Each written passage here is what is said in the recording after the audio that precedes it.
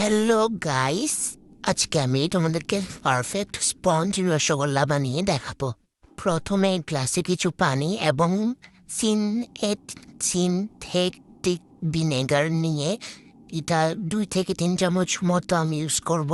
পানির সাথে মিক্স করার পরে 1 লিটার গরুর দুধে এই পানিগুলো দিয়ে আস্তে আস্তে নাড়বো। কারণ আমি আরেকটা কথা বলে দিই, এখানে কিন্তু আমি 1 কেজি দুধটা কিন্তু আগে গরম মানে একদম উতরাই রাখছি, যেন আমার কাজ করতে সুবিধা হয়। যেহেতু এটা গরম থাকবে, তাই আমি আবার চুলার পর রেখে করতে চাইনি। তো এখানে আস্তে আস্তে ঢালার পর আস্তে আস্তে দেখা যাচ্ছে যে ছানা কাটছিল। প্রথমে না বুঝলেও লাস্টের দিকে কিন্তু বোঝা যায় এটা সবুজ পানি চলে আসে। দুধটা কিন্তু অনেক ভালো, মানে যে আঙ্কেলটা আমাদেরকে দেয়, মানে থেকে কিনে নেয় আর কি। ওয়াক গরুর দুধগুলো কিন্তু অনেক ভালো। যেহেতু আমি স্পঞ্জ মিষ্টি বানাবো, তাই এটার রেসিপিটা তোমাদেরকে সম্পূর্ণ দেখানোর চেষ্টা করব। তো এখানে আমি একটা কাপড় নিচ্ছি পাতলা, সেখানে ছানাগুলো ঢালে দিচ্ছি। তো এখানে দেখো আমি আস্তে আস্তে পানিগুলো ফেলতেছি। আবার আমি পানিগুলো ছেঁকে নিচ্ছি, কারণ নিচে যে বাটিটা রাখছি সেটাতে মানে কি বলে আটটি না, সব কিছু পানিগুলো বাইর হচ্ছিল না, তো ওই জন্য আমি সবগুলো টেনে নিচ্ছি লাস্ট টাইম। তখন দেখো ওগুলোকে আমি কীভাবে ধুচ্ছি, ঠিক এভাবে ডুবে। তো দেখো আমি চিপে চিপে পানিগুলো বাইর করতেছি এবং কষলায় কষলায় ধুইছি, আবার ধুবো। প্রায় 2 থেকে 3 বার ধুবো, না হলে ভিনেগারের একটা আস্তে গন্ধ বের হবে। তো দেখো এখানে আমি এখন যে ট্যাপটা আছে সেটার সাথে আমি পেঁচিয়ে রাখি দিব। দেখো পানিগুলো কীভাবে বের হচ্ছে। এরকম করতে করতে প্রায় আধা ঘন্টার মতো রেখে দিব। তো এখন আমি এখানে কিছুটা পানি নিছি এবং এখানে আমি আমার পরিমাণ অনুযায়ী চিনি দিব।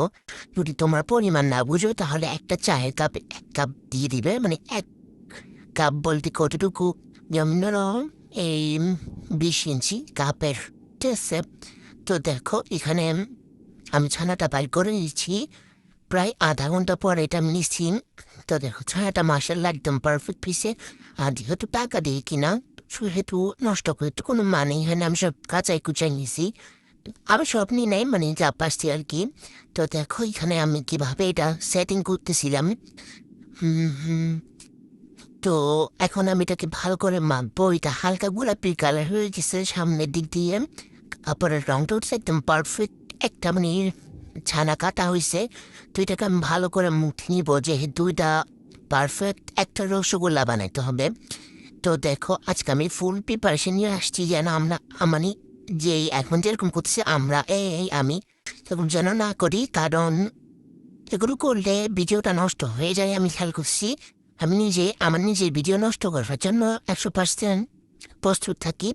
তো দেখো এখানে আমি এটাকে ভালো করে ডোরে ডোরে মুখতেছি, কারণ না হলে এটা পারফেক্ট হবে না। পাশাপাশি আমি শিরাটাও তৈরি করে নিয়েছি।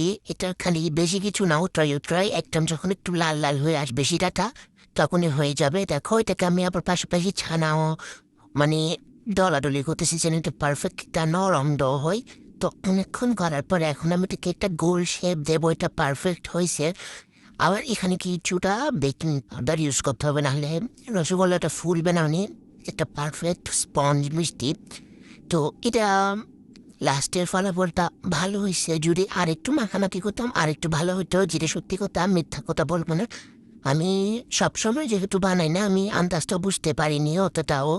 আমি একজন মহিলা থেকে মানে এই রেসিপিটা দেখছি, ওটা আয়েশার বাটি না বডি নাকি কি জানি না, ফেসবুক পেজে।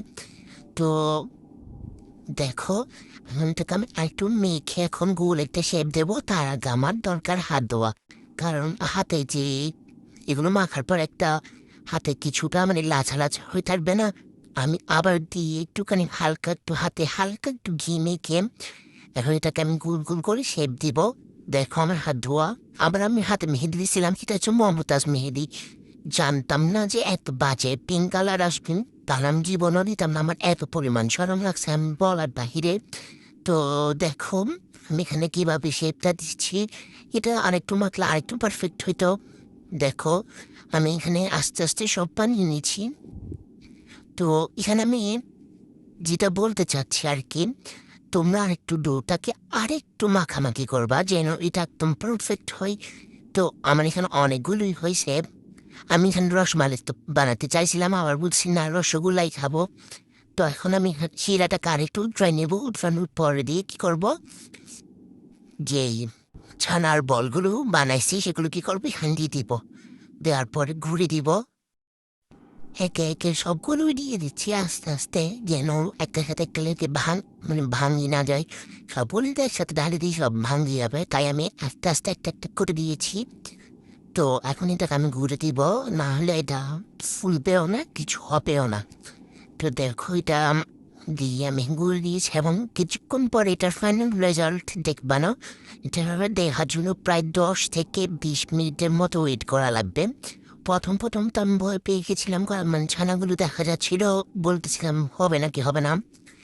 তো লাস্টে কিন্তু ফলটা ভালোই এসছে, আর আমি কিন্তু কোনো বর্ণা ইউজ করি নাই, যে ইয়াটা ছিল তাদের দিয়ে দিছে। আর আল্লাহকে বলছে আল্লাহ যেন সুন্দর একটা ইয়া হয়, মানে মিষ্টি হয়। আর দেখো এখানে ওয়েদারটা কি সুন্দর না। তোমরা যদি এরকম ওয়েদার পেতে চাও তাহলে এখন থেকে কন্টেন্ট ক্রিয়েশন শুট করো এবং টাকা ইনকাম করে কি সুন্দর একটি ওয়েদার আলা, মানে একটা সুন্দর একটা কি বলে বিওয়ালা বাড়ি বানিয়ে নাও। কারণ এখন ইউটিউব থেকে সবাই টাকা নিয়ে নিয়ে সব কিছু করছে সফল হওয়ার জন্য। তাই তোমরাও সফল হও, আমিও সফল হই, দোয়া করবা সবাই।